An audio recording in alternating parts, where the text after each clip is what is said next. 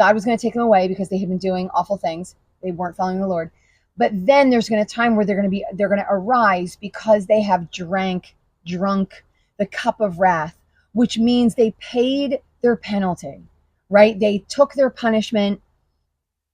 God poured out his wrath on them, and now it was time for them to come back.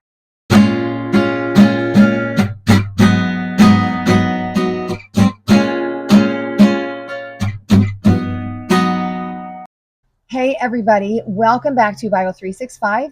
I am your host, Kathy Carter, and I am reading through the Bible in 1 year, 365 days, and today is day 218. I have to look at my notes. I never remember what day it is. So today is day 218. The date on your calendar is August 5th.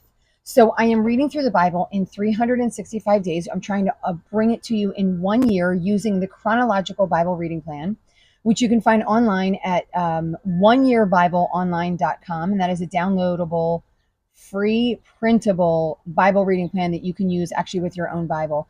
And so obviously, always my goal is to strengthen your relationship with God, bring you back to your faith, strengthen your foundation, all of those good things to help you in your walk with the Lord, to help you follow Christ. So again, we are on August 5th. Our reading today is Jeremiah 25, 15 through 38, Jeremiah 36, and then Jeremiah 45 and 46. So if you haven't been with me, go back to the beginning. I want you to start at the beginning because that's where you're going to find your foundation, find that base, and you can build yourself up from there because we learned so much about God before we come to this. However, if you want to just start today and listen in a little bit and see how it goes, that would be amazing. So we are in the time of Jeremiah, which is about low 600s. The nation of Judah is still a nation. It is made up of Judah, Benjamin, Levi, and a little bit of Manasseh and Ephraim. And so it just takes up this small territory sort of at the base of Israel, which is the territory of Judah. And they're living there and they're kind of surrounded on all sides by enemies. And as I've said on multiple occasions, it's sort of like this guy goes against this guy and then that guy goes against this guy and that guy. And right. And depending on the time of whatever it might be, God is sort of bringing people against each other in order to cleanse them, in order to bring the people of Israel back to the Lord, right? He's showing himself to everybody constantly over and over and over again. He's showing himself to everybody all in this land over there, overseas in the Middle East. And so here we are. Jeremiah is a prophet. Jeremiah, it basically means that God is speaking through Jeremiah. So God is talking to Jeremiah and then Jeremiah is sharing it with other people. And so far, he hasn't brought the best of news, right? He's kind of like, you guys are a disaster. You're prostituting yourselves. You're going all out. You're doing all these other things. They've already threatened to kill him a few times. So he hasn't probably been living the most blessed of lives. Well, maybe he is, but I mean, it's probably not the most joyful because he keeps coming against the people of Judah and telling them all the bad things that God is saying about them in order to turn them back to God. So here we are now. And we are in a time where he's going to write this down on a scroll to be remembered forever. So here's how we start out with Jeremiah 25:15. This is what the Lord, the God of Israel, said to me. Take from my... Oh, this drives me crazy. And my pages keep flip-flopping back and forth, and I feel like that's an extra sound that you guys have to hear on your mic. So I apologize. I know there's a lot of like... It's because the wind keeps blowing everything everywhere. Okay. This is what the Lord, the God of Israel, said to me. Take from my hand this cup filled with wine of my wrath and make all the nations to whom I send you drink it. So he's using this expression, this cup of wrath that he's having people drink. He used this expression in Isaiah as well. So Isaiah 51, he uses this expression. I want to go back to it and read it to you. He says, so he's talking sort of against the people of Jerusalem. And he's like, awake, awake, rise up, Jerusalem, you who have drunk from the hand of the Lord the cup of his wrath. So in that section in Israel, he was talking to the nation of Judah, again, Judah and Israel. And he was saying essentially like God was going to take them away because they had been doing awful things. They weren't following the Lord. But then there's going to time where they're going to arise because they have drunk the cup of wrath, which means they paid their penalty, right? They took their punishment. God poured out his wrath on them. And now it was time for them to come back. So he's using this expression. This expression essentially is synonymous with um, uh, getting justice for the deeds that you have done, right? The guilt that you have in your hands for turning away from the Lord. So because you have done that, you've sort of stored up this wrath that God has, and then God pours out his wrath on you into the cup, which is the cup, right? And then that's when you are punished or pay this penalty, right? So he says to them over and over again, if you turn, I will forgive. If you turn, I will forgive, right? I want to dismiss what you've done. I want you to turn back to me, so I will forgive. And then there comes a point where he says, you need to take this cup of my wrath. You need to take this punishment because you have not turned back.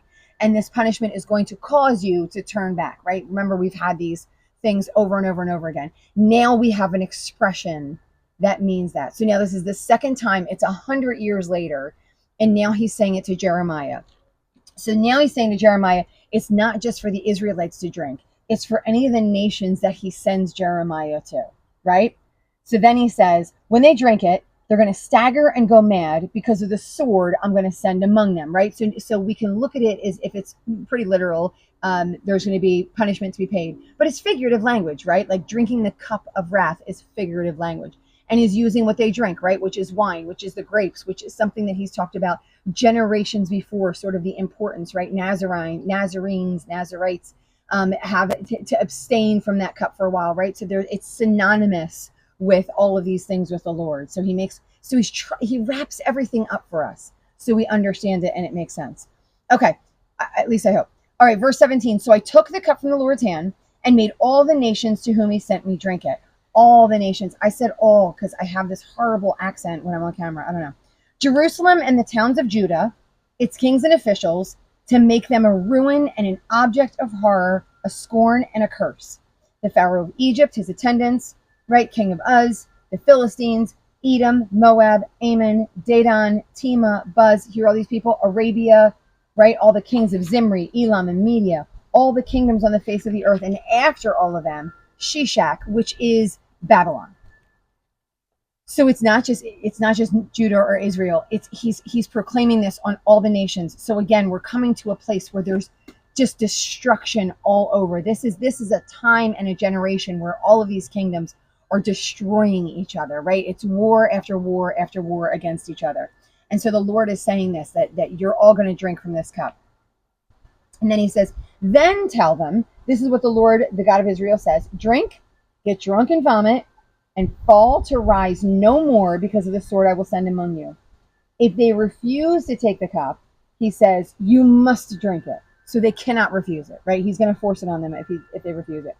You're not going to go unpunished, for I'm calling down a sword on all who live on the earth, declares the Lord Almighty. So everyone in that area, again, I want to say that he's using the expression all. What I'm noticing and what I think to be true is he's using the expression all on the earth to represent that entire area in which he's discussing. And because he calls them out by name, which is why I think that. So that's why I think that this is what he mean. This is the understanding of all the earth and all the nations at that time. It's anything and everything that surrounds the nation of Israel that has anything to do with the nation of Israel and Judah.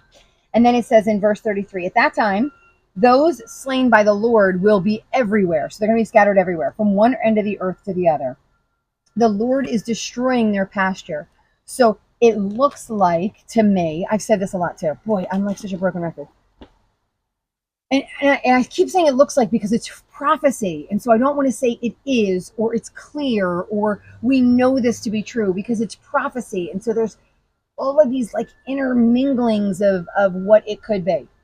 But seems like what it's saying is that he's going to destroy all these nations, and then like people are going to scatter. It seems to be, just using another thing that means it looks like, that Israel, the people of Judah and Israel, once they get destroyed, some are going to scatter to different nations. And so he's going to have people kind of sort of all around, right? And nothing's going to be great. Like it's not going to be a prosperous area at this time. It's not going to be where anyone chooses to live. And again, when Israel is not living in Israel, right? When the entire nation of Israel is scattered throughout other areas, they're not lifted up. They're usually oppressed, and they're usually held down, and they're usually servants or slaves, or right, again, nothing that would be the best place for them to want to live. So anyway, so he says, but the Lord is destroying their pasture. And once again, we get this visual of, in verse 38, like a lion, he's going to leave his lair, and their land will become desolate because of the sword of the oppressor and because of the Lord's fierce anger. So the oppressor is going to do the work. And I've mentioned this on many occasions before, because we saw this so much in the past book. The oppressor is going to do their work, but the Lord is guiding them, right? So it's through the through the blessing, through the power. I do not care what you want to call it, but it's through the Lord that they're doing this. Do they want to do it? Yes, they want to do it, but it's because of the Lord that they are doing it. And I know that's this tweaky little area, because if the Lord wanted to keep them from doing it, he would, because we saw at one time where Judah was this little tiny nation, and Assyria, who was a massive nation, came up against Judah, right? And Judah essentially won, right? Because the Lord was like, nope, not yet. It's not time yet. You guys are still sort of following me, so it's not time yet. All right. Now we're going to move down into Jeremiah 36. It says, in the 4th year of Jehoiakim, son of Josiah, king of Judah, the word came to Jeremiah from the Lord. So now we're in the 4th year. And we know at this point, Jehoiakim is a vassal at this point of Egypt. And so he's a vassal. And so they came in and they essentially said, if you follow us, we're going to not destroy your nation, but you have to serve us. And so he gave in and he did that. And that happened for a few years until he turned on them as well. And so he's in service, but this is what, so Josiah says to Baruch, to go and tell this to the people. So Jeremiah actually writes this down. It says, perhaps when the people of Judah hear about every disaster I plan to inflict on them, they're going to turn from their wicked ways. Perhaps. He says that a lot. So Jeremiah called Baruch, and while Jeremiah dictated all the words, he wrote them down on a scroll. And I just want to mention the idea of a scroll, which I probably mentioned before. Writing on scrolls had been happening for a very long time at this point. So they were not writing on, when they did write on tablets, which is, I know, something I did mention, that was like something that was really like, same reason we write on bronze or metal, right? Like it was something that they wanted to keep or put on stone, right? To keep forever, right? But they also wrote on scrolls, like there was papyrus and they were writing on scrolls. Now, not everybody was writing on scrolls and not everyone had books in their hands like this. Like it certainly wasn't that. The ease of that wasn't there, but they all were writing. It was all a language that they all understood. And this again was hundreds of years before Jesus even came. So this was like, what are we in now? 2024. So this was like 2,600 years ago. So there has been writing on scrolls or some form of paper for a long time. So he did that. He wrote on these scrolls and on this paper. And so he dictated and Baruch wrote it on this paper. And then he went to go tell everybody. So he brought everybody into the temple and he repeated these words. It says, in the 9th month of the 5th year of Jehoiakim, son of Josiah, a time of fasting before the Lord was proclaimed for all the people in Jerusalem and those who had come from the towns of Judah. And then Baruch read to all the people, right? And then once he did, it says this guy, Micaiah, went down to the secretary's room and he told them everything. And then they called other people to tell everything. And then they called other people and they said, it's time to now call the king and to tell the king, right? And so then they tell Jeremiah and Baruch to go hide. So they're going to go tell the king. It's funny. They already have this idea of maybe what happens. And they say to go hide. So then in verse 21 of 36, it says, the king sent Jehudi to get the scroll. And he brought it in the room. And he was like sitting by a fire. So he was kind of like chilling out, sitting, waiting to be read to. And it said when he had read 3 or 4 columns of the scroll, the king cut him off and threw it all into the fire. And then he sent people to go arrest Baruch and Jeremiah. He actually sent his sons to go arrest him. Then he burns the scroll, and then the word comes again to Jeremiah, and he says, let's do this all over again. Let's write it again. And then in verse 29, it says, also tell Jehoiakim, this is what the Lord says, you burned that scroll and said, why did you write it down? He says, therefore, this is what's going to happen to you. You're going to have nobody to sit on the throne of David, which it looks like he has a son at this time. And so that means that his sons are not going to be sitting on the throne of David, right? So God's punishment is going to be none of his children are going to sit on the throne of David, which in my mind means probably that they won't be around anymore in order to sit on the throne, right? Because otherwise they would have been the natural selection to sit on the throne. It says, I will punish him and his children and his attendants for their wickedness. I'm going to bring on them and those living in Jerusalem every disaster I pronounced against them. So obviously what he said earlier, like give them the opportunity to turn away. They didn't. They continue to do what they're going to do. They continue to they're trying to now find and kill Jeremiah because he gave these words. So then when Baruch, son of Neriah, wrote on the scroll the words of Jeremiah, this is what the Lord God of Israel says to you. He says to Baruch, he says, you say, woe to me. Understandably so. But he says, you say, woe to me because I did all these things with you. I'm going to let you live, though. So when all of this destruction happens, right, because you're sad that there's no city to live in and it's not a good place, I'm going to let you live. So he's not going to die in all of this madness. It says, and I'm going to bring disaster on all the people, declares the Lord, but wherever you go, I'm going to let you escape with your life. I feel like that's a good deal. And now he sends a message through the nations in chapter 46. So he says, Jeremiah 46 concerning Egypt. So now we've moved on. He was talking to Judah, and now we're moving on sort of to a different prophecy. And this is a prophecy for Egypt. I looked up historically what happens to Egypt, and Egypt is taken over and destroyed by Babylon. So that is true. That happened, and that happened in the year 605. Now, what we're told is that this prophecy happened in about 606, maybe early 605, right? So it was before this destruction happened. If it wasn't, so I just want to be a little bit cynical at this point. If it wasn't, so let's just say, for example, the war happened and then they talked about, and then, Jeremiah gives this prophecy afterwards. What he does say in verse 28, he says, two things. What he does say is he says, I'm going to give him the hands of Nebuchadnezzar. Later, however, Egypt is going to be inhabited as in times of past. So even let's say if we throw out and we say he didn't predict this overtaking, well, he does predict that Egypt is going to come back and be normal again. And so even if we take out one, we can't really take out both. And then he also talks about how he's going to completely destroy the nations, and yet Israel is going to come back, right? So I say that because I know that it is easy to throw away prophecy. It's probably easier for our minds to say, yeah, he probably wrote this after the fact.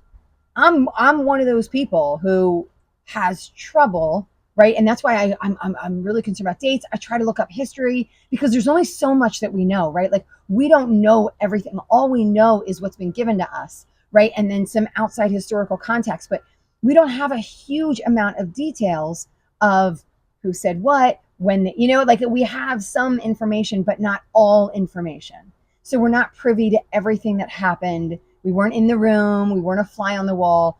So what we have to do is take what we have and try and really root through that and see how that makes sense.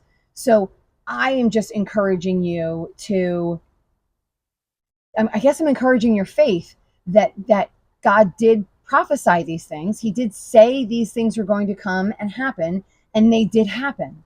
So I want to kind of encourage your hearts to just rest in some of this as truth, right? And go do your own homework, right? Like I don't want you to just kind of base what I say, but go do your own homework and just kind of trying to figure out, right? Because he can't prophesy, or I'm sorry, he can't write after the fact what happened after he was already dead, right? Like, so he only can write about what God is giving him and what he sees that's going to happen in the future, right? So we have to just go with what he says.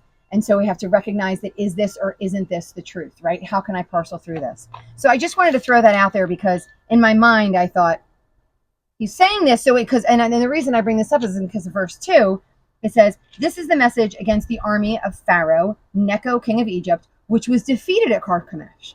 And then he kind of talks about how he's going to be defeated, but it looks like he already knows he is defeated. Is that prophecy? Was that added in afterwards? Maybe, right? Maybe it was added in afterwards, which is okay if that was added in afterwards. So, because again, he talks about the defeat and then he talks about how they're going to come back. And I don't think he lived through all of that. That's just my opinion. It's just me putting some stuff out there. Okay, so he talks about this defeat. He says their warriors are defeated. They flee in haste. There's terror on every side. Egypt rises like the Nile. So Egypt tries to fight back, which again, this actually we know historically. Egypt tries to fight back. It rises like the rivers of surging waters. Verse 10, but that day belongs to the Lord Almighty, a day of vengeance on his foes. The sword is going to devour till it's satisfied, and it has quenched its thirst for blood. So they're going to fight back, but the Lord has decreed that this is going to happen, and therefore it's going to happen. And it says, there is no healing for you. The nations are going to hear of your shame, and the cries are going to fill the earth. Verse 13, this is the message the Lord spoke to Jeremiah about the coming of Nebuchadnezzar. So I feel like it's kind of sort of the same thing. Announce this in Egypt and proclaim it in Migdol. So they're not just supposed to keep it to themselves. They're supposed to make this announcement in Egypt as well. Egypt cannot stand, for the Lord is going to push them down. This is all on the Lord. Pack your belongings for exile, you who live in Egypt. And this, I think he's talking to the people of Israel that live in Egypt. Pack your belongings for exile, you who live in Egypt. Egypt's like a beautiful heifer, but a gadfly, Babylon, is coming against her from the north, right? And they're going to take her out. It says, daughter Egypt is going to be put to shame, given into the hands of the people of the north. The Lord God Almighty of Israel says, I'm about to bring punishment on Ammon, god of thieves, on Pharaoh, on Egypt and her gods, and on her kings, and on those who rely on Pharaoh. And I'm going to give them into the hands of Nebuchadnezzar. And again, it says, but she's going to come back, right? Egypt is going to come back and be inhabited in times, because this will be a short time of punishment.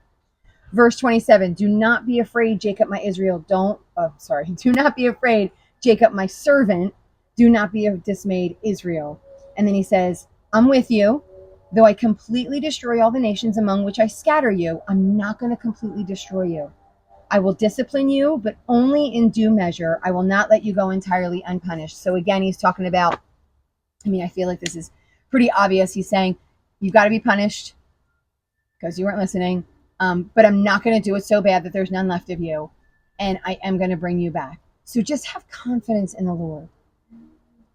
And this is as a people group. I've talked about this a whole bunch of times because it's as a people group, because some of them that are hearing this are going to die because of the punishment that God is bringing. Some of them will not come back and will not be back in the land of Judah or Israel ever again. But he tells the people as a people group, right? Jacob, Israel, to be confident in him and to know that this is a short time of punishment and that they will be brought back because they need to be punished. I always hate even saying that. It feels terrible. It's like a mom, right? I feel awful. It's going to hurt me more than it's going to hurt you, right? Like I feel like that's in some ways what God is saying, but it needs to be done. So that's the end for today. So if you have enjoyed this, if this has been a blessing, I want you to like this. I want you to share it, subscribe to the channel, guys. And then I want you to keep reading as always. See you next time.